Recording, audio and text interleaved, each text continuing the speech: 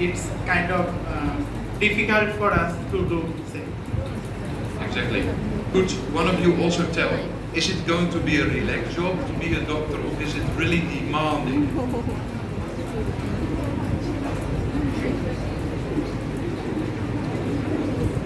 Not at all, because we have to give not a good patient, we have to rest of them.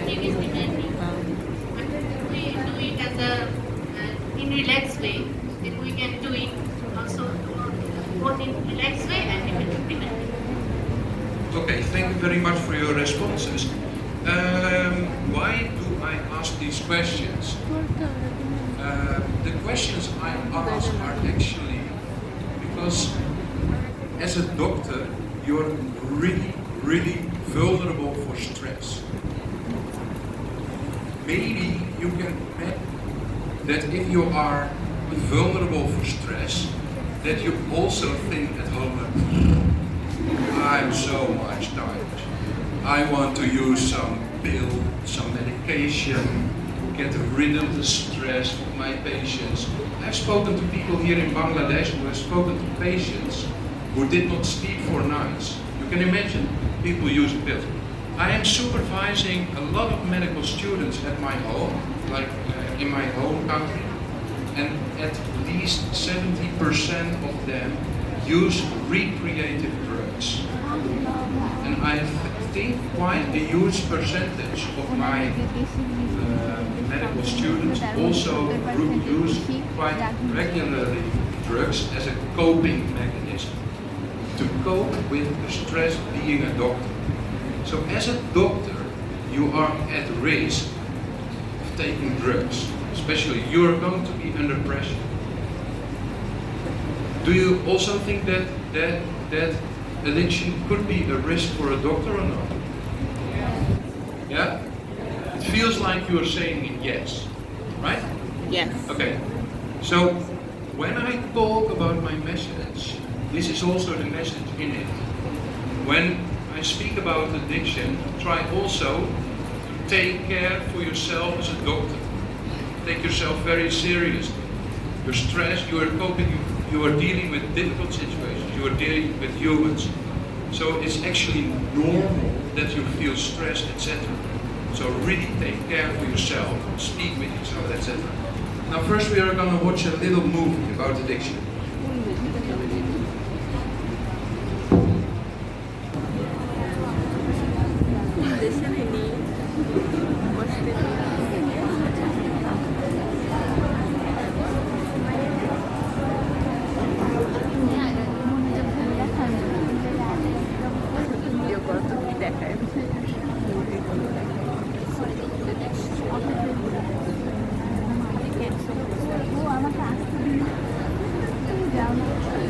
দেখা যাচ্ছে না। I hope later on I will try to show you a little bit movie. Right now the Wi-Fi is not properly working, so anyway. Last October I was also in Bangladesh and I found a very funny paper article.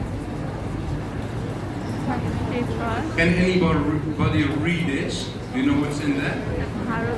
Mr. Principal, could you maybe tell me what is happening there? Because Amar Bangla. Paper কাটিংয়ে দেখা যাচ্ছে নেশাগ্রস্ত ব্যক্তিকে দংশন করে মারা গেল রাজদোকরা। মারা যাওয়ার কথা, কিন্তু এখানে মানুষকে দংশন করার পরে সাপেই মারা গেল। Donabad Principal Sir. So this is exactly what is happening when you battle with somebody who is addicted. Never fight with an addict. Basically, I find it very funny. We have had this already, like Dr. Moten told already very much about addiction, so I will skip the part of the neurotransmitters.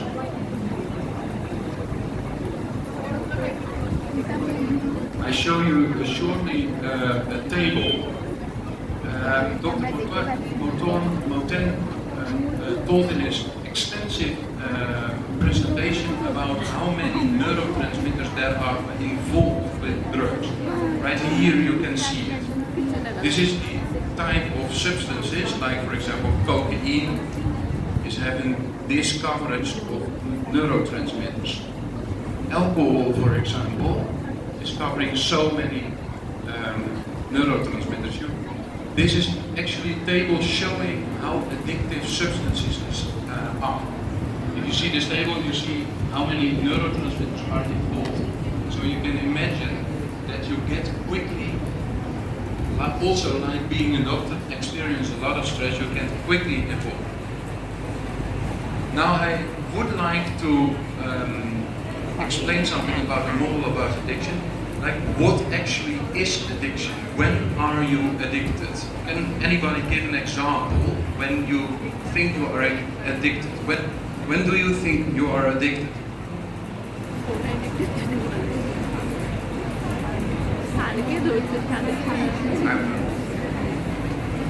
মানে বলতে যাচ্ছি যে হচ্ছে কখন তুমি মনে করো যে এটাকে হচ্ছে তোমাকে অ্যাডিক্ট করবে কখন বলবো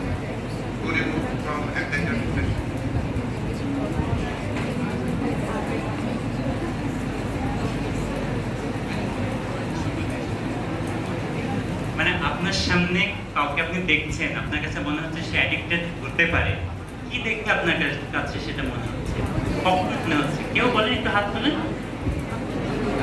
সে নিজের সেন্সে থাকবে না, হ্যাঁ, সেন্সলেস হবে, কেউ বলতে পারে বিহেভিয়ার দিকে হবে এবং সঠিকভাবে হাঁটতে পারবে না।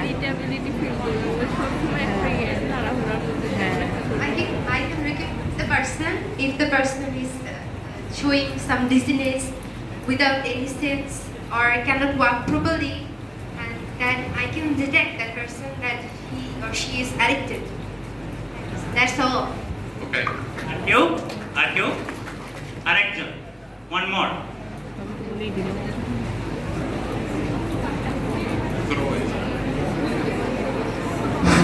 Very good morning, gentlemen and women. I believe that a person is addicted with two signs, his posture and his eyesight. Thank you. Thank you very much. That's also. I will show you 4 main characteristics of people who are addicted. Like, one is tolerance. Who drinks regularly coffee? Who drinks regularly coffee? Yeah?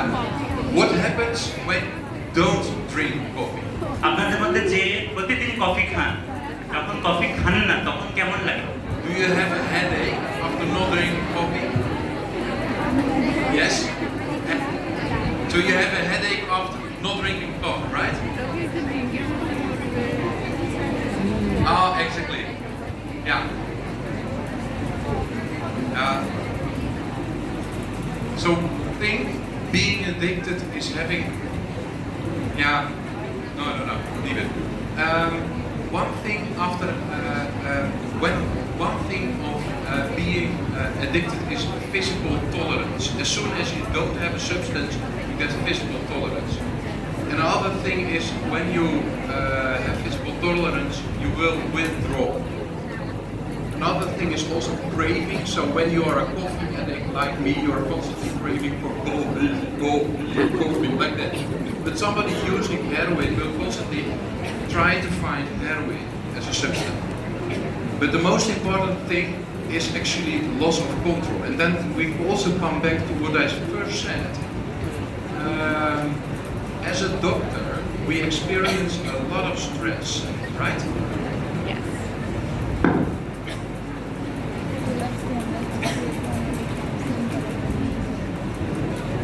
So as a doctor, you experience a lot of stress. So when you also experience as a doctor a loss of control, you can be at risk to become addicted. That is really a very important thing to remember. একটা জিনিস একটু বলে দেই, যে কথাটা ও বললো, আপনাদের মধ্যে যারা ডাক্তারি পড়ছেন, ডাক্তার হতে যাচ্ছেন, যারা মনে করতেছেন যে আপনারা আপনার স্ট্রেসের উপরে যথাযথ কন্ট্রোল আছে অথবা কন্ট্রোল আপনি করবেন, তারা কিন্তু রিস্কে আছেন। খেয়াল করেন কথাটা, হ্যাঁ? Okay, I will present to you a very simplified model of addiction. Addiction is actually a kind of dysfunctional coping mechanism. So as a person, like for example, you're a doctor, you have experienced a lot of stress, you want to diminish the stress, you might use your own prescription. You should not do it, but you might. The next step is when you are with a patient, like when you are using alcohol, for example. I will also tell this in a couple of case studies afterward. But when you are using alcohol, for example, it's also the point that when you have a dysfunctional coping mechanism, it is also about how do you cope with your problem? How do you take your own problem ownership? And the third thing is how do you use your functional coping mechanisms? Can you explain? এই জায়গাটাই মূল, ওর প্রেজেন্টেশনটা ও খুব ছোট করে করবে। এই তিনটা জিনিসই কিন্তু মূল। ওই যে একটু আগে বললো না যে যারা আপনারা মনে করতেছে, এক হচ্ছে যে ডাক্তারকে কারা বলতেছে, ডাক্তার ইঞ্জিনিয়ারিং, আপনারা যারা টপ অফ দ্য মেরিট, তারাই তো আসে। তখন কি হয়, আপনারা কিন্তু মনে করেন আমার সমস্যা তো আমাকেই বুঝতে হবে, আমাকেই নিয়ন্ত্রণ করতে হবে, আমাকেই উতরাইতে হবে। ওখানেই কিন্তু ঝুঁকিটা থাকে। সেটাই বলতেছে যে ডিসফাংশনাল কোপিং মেকানিজম এমন একটা বিষয়, একটু করে এক্সপ্লেইন করবে। সেখানে যেটা হচ্ছে আপনি মনে করতেছেন আপনি নিজেই নিজের প্রেসক্রিপশন দিবেন, অন্য কারোর সাথে কনসাল্ট করার দরকার নেই, নিজেই নিজের স্ট্রেস হোক বা অন্যান্য কোনো উদ্বেগ হোক, অ্যাংজাইটি হোক, সেটা প্রেসক্রিপশন দিবেন। আর এটা হচ্ছে যে দ্বিতীয় বিষয় হচ্ছে যখন কেউ অ্যাডিক্টেড হয়ে যায় তখন কিন্তু এই প্রবলেমের ওনারশিপটা কিন্তু মানুষের সহজে আসতে চায় না। কেউ স্বীকার করতে চায় না যে সে আক্রান্ত বা সে ক্ষতিগ্রস্ত বা তার সাহায্য লাগবে। ওই ওনারশিপটা ইম্পর্টেন্ট। এবং লাস্টের বিষয়টা হচ্ছে যেইটা করলে আপনি সত্যি সত্যি সেখান থেকে বেরিয়ে আসতে পারবেন। তো এই তিনটা জায়গায় আপনাদেরকে অনেক ফোকাস করতে হবে। কেউ যদি না বোঝেন প্লিজ আমাদেরকে প্রশ্ন করবেন। Thank you. ধন্যবাদ। Okay, dysfunctional coping mechanism. Like a dysfunctional coping mechanism is a behavior helping a problem at a short term, but in the long term worsening the harm. So at first you want to make yourself a little bit silent or calm, but at the end you will get more restless. Dysfunctional coping মেকানিজমটা বলতেছে, আমি জানি না আপনাদের কাছে কেমন মনে হচ্ছে। এই বিষয়গুলো কিন্তু আমাদের দেশের জন্য নতুন। আমরা কিন্তু দীর্ঘদিন যাবৎ মেন্টাল হেলথ জাস্টিস নিয়ে গবেষণা করছি, আমাদের কাছে কিন্তু এই জিনিসটা নতুন। আপনারা প্রশ্ন করবেন, অর্থাৎ প্রথমে মনে হবে কি যে আপনি তো নিজেই আপনার নিজের সমস্যার সমাধান করছেন, কেউ দেখতে পাচ্ছেন আপনার পারফরমেন্স ঠিক আছে, আপনার সমস্ত কিছু ঠিক আছে, পার্সোনালিটি ঠিক আছে, কিন্তু শর্ট টার্মে বুঝবেন না, লং টার্মে গিয়ে দেখবেন যে আপনার এমন অবস্থার মধ্যে আপনি চলে গেছেন যেখানে আপনি আর আপনার নিজেকে সাহায্য করতে পারছেন না। Every addictive behavior can cover a problem. So, for example, like depression, ADHD, schizophrenia, PTSD. I will also elaborate more about that in some case studies afterwards. When you take the substance away, so when somebody is becoming abstinent, there will remain problems. Like, for example, when you are a doctor and you feel stressed and you're going to use, for example, diazepam or other pills, when you take that away, the stresses of your job will not disappear. So you will have to find another coping mechanism to target that. এটা বলতেছে বারবার, হ্যাঁ, আপনি হয়তো যেহেতু আপনার job বলতে বলতে কিন্তু আপনার পড়াশোনা, আপনার কাজ, আপনার যে কোর্স ওয়ার্ক সেগুলোকেও বলতেছে। তো এই যে জবের মধ্যে থাকা অবস্থায় যখন আপনার হয়তো লাগতেছে, ঘুমের সমস্যা হচ্ছে বা আরো অন্যান্য কোনো অ্যাংজাইটি স্ট্রেস হচ্ছে, আপনি হয়তো তখন এই যে কোনো ডায়াজিপাম বা অন্যান্য যে কোনো ড্রাগস আপনি নিজেই ব্যবহার করতেছেন, করতে করতে একটা সময় তো আপনি ছাড়ছেন। তখন কি হচ্ছে, তখন কিন্তু এটাকেই কিন্তু ও মনে করতেছে যে আপনি মনে করছেন ওটা ফাংশনাল কোপিং মেকানিজম, কিন্তু আসলে ওটা আপনার জন্য একটা ডিসফাংশনাল কোপিং মেকানিজম। ওই জায়গাটাই ও একটু হাইলাইট করতে চাচ্ছে। So if you don't take the problem away, which is causing addiction, your relapse is guaranteed. আপনি যখন আপনার কারণ যে কারণে আপনি অ্যাডিক্টেড হচ্ছেন সেটা যদি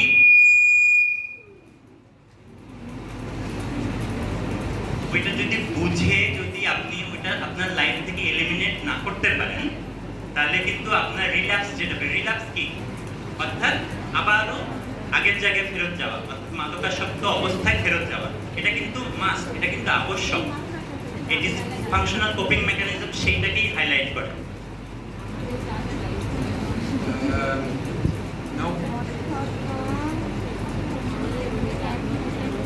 Now we come to the problem. We have covered now the dysfunctional coping mechanism. You can have a dysfunctional coping mechanism. In the meanwhile, it's also a question, how do you deal with it? Do you want to be abstinent or do you want to continue using? It's not forbidden to use, at least in my country. So I always give patients the freedom to choose, do you want to quit or not? Or do you want to continue? And then when they want to continue, in what way do you want to continue? At least I can do harm reduction in that case. And what is also important in this aspect when it comes to problem ownership is that people are mainly interested in what is for their gain. So when they only are motivated, most people are motivated to do things they really have a trust in, that when they, for example, would quit, it would help them. So motivating people is the most important step, first step in helping people who are addicted.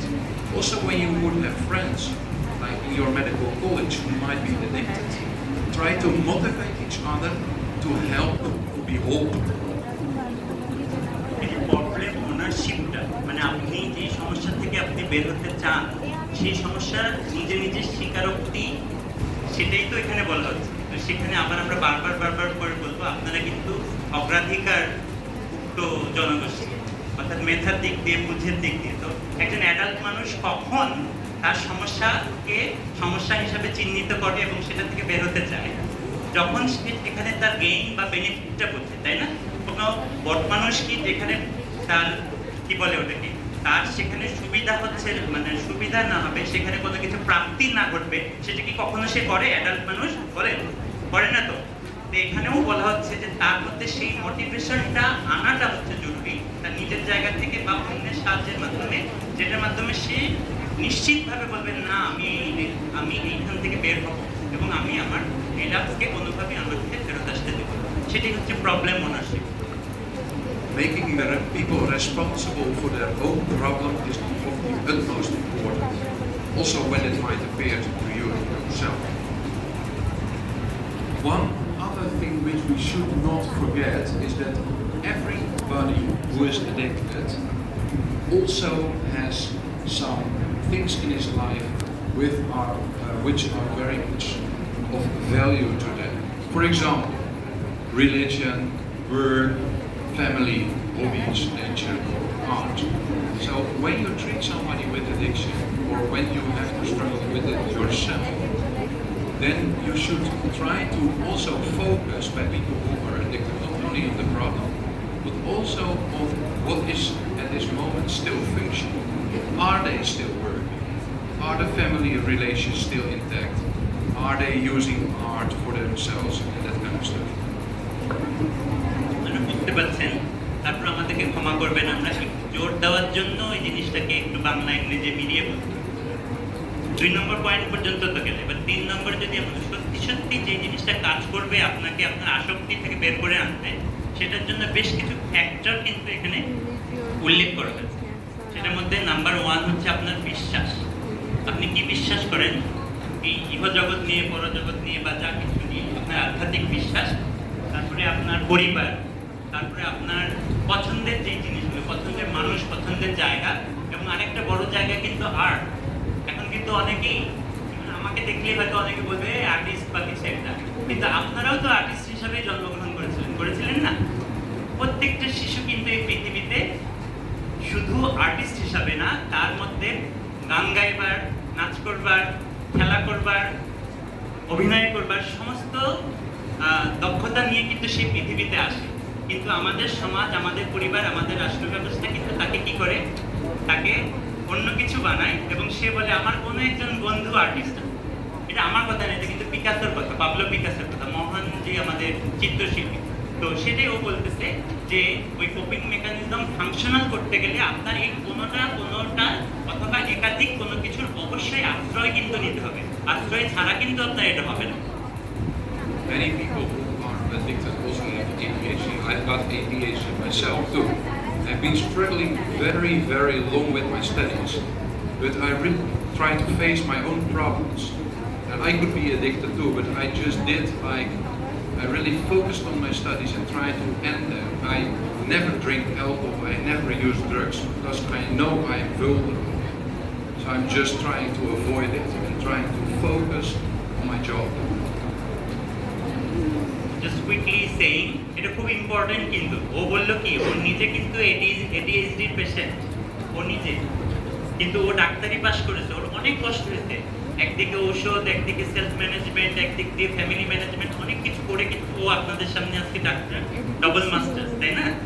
এবং ও কিন্তু alcohol কখনো ছুঁয়নি। মানে alcohol ও জানে যে খুব সহজে ও মানে আসক্তির পিছনে চলে যেতে পারে। যেমন ও বলছে ও কফি অ্যাডিক্ট, এই কফিটুকুই শুধু আছে, আর কোনো আসক্তি, বিয়ারও কিন্তু তাকে আমরা ছোঁয়াইতে পারি না, বা কোনো কিছু, ক্যানাবিস তো দূরের কথা। তো এই জিনিসটা হচ্ছে খুব জরুরি। আপনাদের খেয়াল রাখতে হবে যে আপনাদেরকে যে আজকে লেকচার দিচ্ছে সে নিজেও এটার সাথে কিন্তু ফাইট করছে। সুতরাং মাদকাসক্তি আমি না, অন্যে এই ধরনের ধারণা, অথবা যে মাদকাসক্ত হয়েছে সে হচ্ছে ওই যে কি নর্দমার কীট, এই ধারণা থেকে সবার আগে বের হয়ে আসতে হবে। কিন্তু আমি অথবা আমার কাছের মানুষ যে কোনো সময় এটাতে পড়ে যেতে পারে। Okay, thank you very much. We will now dive a little bit further into this model with some case studies. I present for you a 32-year-old man. He has a schizophrenia. He is using GABA and cannabis, and he has used heroin in the past, and is stabilized on methadone. We can see, you might know, like schizophrenia is containing two symptoms: negative symptoms, right, and positive symptoms. In this case, this patient of me was using GABA for the negative symptoms and cannabis for the positive symptoms. Cannabis was reducing a little bit the visual hallucinations he had, and GABA was giving him the energy which he lacked. That's one of the negative symptoms. He was years and years stabilized on methadone, which is also a little bit antipsychotic. And he used next to that antipsychotics. His problem ownership was that he wanted to continue using. He did not want to quit. Right? So I respected him in that fact. But what I did with this guy is mainly trying to prevent him more than he did by focusing mainly on his functional coping mechanisms, which were art, social contact, and social contacts in the scene. We, in a talk with him, tried to especially emphasize with him that the importance of his social contacts and art, so that would diminish his use of GABA and cannabis.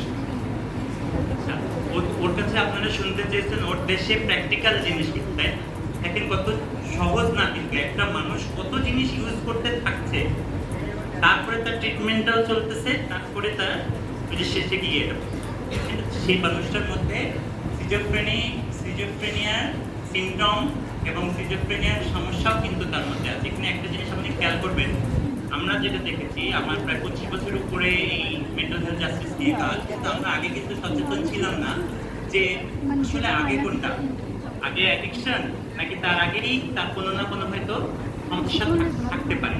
তো সেই জায়গা থেকে সে বলতেছে তার এই রোগীটার ক্ষেত্রে কিন্তু schizophrenia ছিল, তারপরে সে কতগুলো জিনিস কিন্তু ব্যবহার করেছে, এবং সে ব্যবহার করেছে কীরকম করে, তার কাছে মনে হয়েছে ওইগুলো ব্যবহার করলে সে স্টেবল থাকে, সে কন্ট্রোলে থাকে, সে পারফরমেন্স করতে পারে, চলতে পারে, পরিবারে চলতে পারে। তারপরে তার প্রবলেম ওনারশিপের ক্ষেত্রে যখন চেক করা হয়েছে, সে বলেছে আমি এখনো এই জিনিসগুলো কন্টিনিউ করে যেতে চাই, এই অবস্থায় চলতে চাই। তাতে কিন্তু কোনো ডাক্তাররা তাকে, সেবা প্রদানকারীরা কিন্তু তাকে ছুঁড়ে ফেলে দেয়নি, বরং তাকে সাথে রেখে তার ফাংশনাল কোপিং মেকানিজমে তাকে বিভিন্ন মানে নিজের শখ, ভালো লাগা বা আরো যে সামাজিক যে বিভিন্ন যোগাযোগের বিভিন্ন সুযোগের মধ্যে কিন্তু তাকে সম্পৃক্ত রেখেছে, যে আস্তে আস্তে তার ক্ষতিটা, যেটা বলে হার্ম রিডাকশন, তার ক্ষতিটাকে কি কমিয়ে আনা যাবে, তার নিজের ক্ষতি এবং তার দ্বারা পরিবার এবং সমাজ এবং রাষ্ট্রের যে ক্ষতিগুলো সেগুলোকে কিন্তু সীমিত রাখা যাবে। এটা হচ্ছে তাদের ট্রিটমেন্ট প্রোটোকল। কিছু উদাহরণ দিবেন। This was an example of harm reduction. The next patient I'm presenting is a 43-year-old patient, also with schizophrenia. He was also using YABA for the same symptoms, like YABA for the negative symptoms and cannabis for the positive symptoms. In this case, this guy wanted to quit. But what happened, I told it already, what happens when you take away the dysfunctional coping mechanism? Does anyone have an idea what should happen with this guy when we should take away the YABA and the cannabis? Can one raise a hand who knows what is going to happen?